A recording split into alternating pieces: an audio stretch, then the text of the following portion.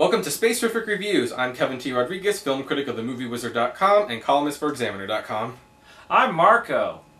And today we were supposed to review Inglourious Basterds.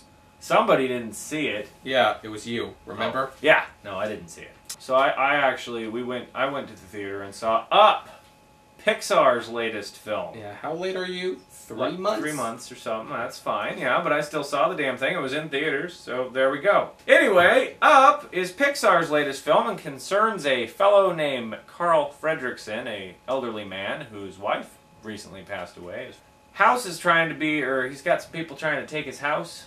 Yeah, well, it's one of those things where the construction workers come Right. by and they want his land, and old people, they're sentimental to their house and their property when they've been living there 60 years, so... Right, and so he decides instead of giving him the house and all this other shit, that he just floats it away with some balloons, and if you've seen the ad, you already knew that. Yeah. And if you did see the ad, you didn't know what happened in the rest of the damn movie. This, of all Pixar films, was by far the most random, I would say. It was very strange. Not in a bad way, it was thoroughly enjoyable.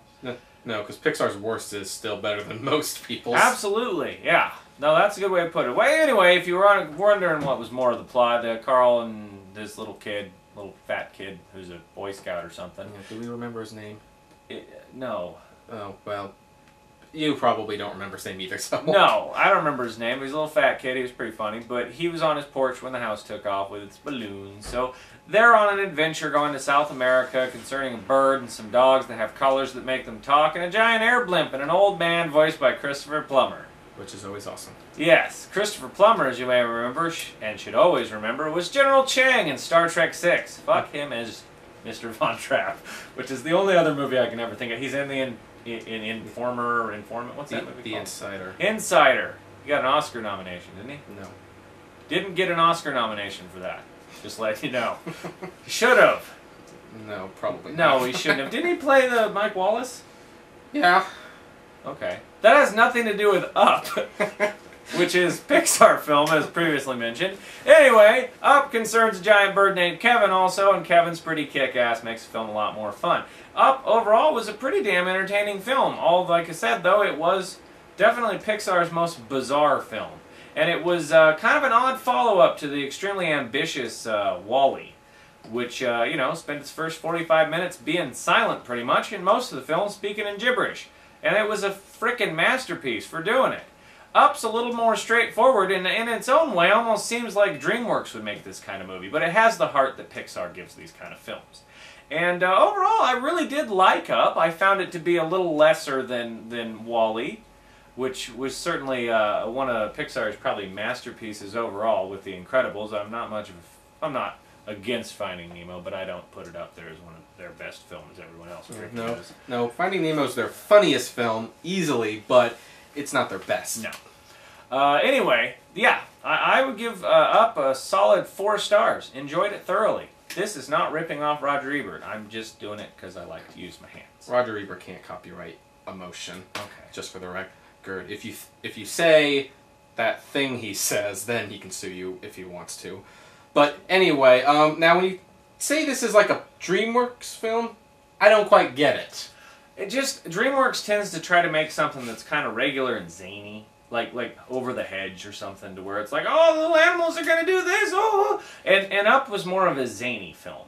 And that's not necessarily bad, but when you think of the way that they kind of... Monsters, Inc. and Finding Nemo wasn't zany. But the other ones are set up within a current kind of... They have this setup to them, where it's like, A Bug's Life is about bugs, there's bugs that's set in this bug world. Toy Story is toys in the toy world. This one, of all of them, was just sort of, this is an old man whose house goes somewhere. Oh, and by the way, it fucking goes to South America, and there's a bird, and there's these dogs that talk. Yeah. And it's like... What the hell? And then, like, at the end, there's, like, planes with dogs flying them. And it's like, where the hell did this come from? It wasn't bad for it. It was just, it wasn't on that same level of WALL-E.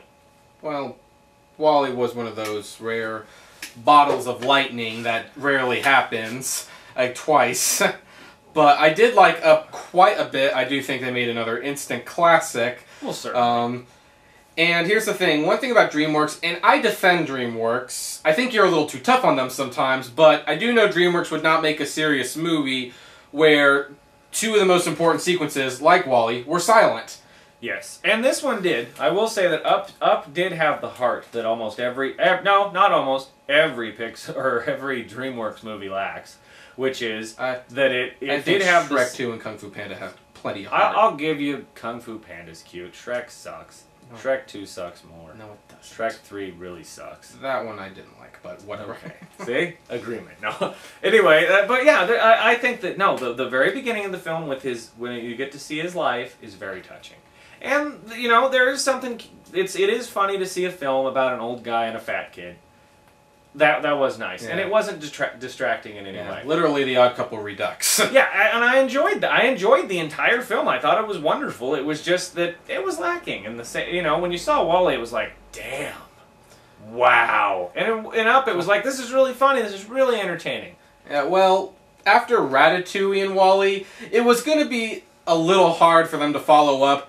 But I do love Up exponentially. I thought it had many great moments. It was very colorful. I liked the colors in it. Absolutely. I got a little tired of some of the complaints, because the big complaint I heard about this one was the balloons being lifting the house up is not realistic, which, like Ponyo, I want to say right now, it's a kid's film. Whoopty shit. Oh my god. Oh, the balloons can't lift a house up? It's like, really? Well, why care? Yeah, why care? That's idiotic. I didn't know that. Yeah, the fish can't talk. Finding Nemo sucks. You know, you can't just pick it apart for silly reasons. It's a cartoon for a reason. Right. Yeah. Yeah, what's the point of making a cartoon if you can't make it more fanatical than a live-action film? That was the point. Up was beautiful in that sense. Everything with the house was awesome. Yeah, the balloons were nice. The scenery was nice. It had the drama. The characters were very well defined. I'm going to go on a limb. I'm going to give it 5 stars, the perfect 5, because Pixar just makes perfect films. I agree. They make excellent I can't think of too many films that they do horribly wrong things. I think Toy Story 3 has a lot to live up to after these previous 3.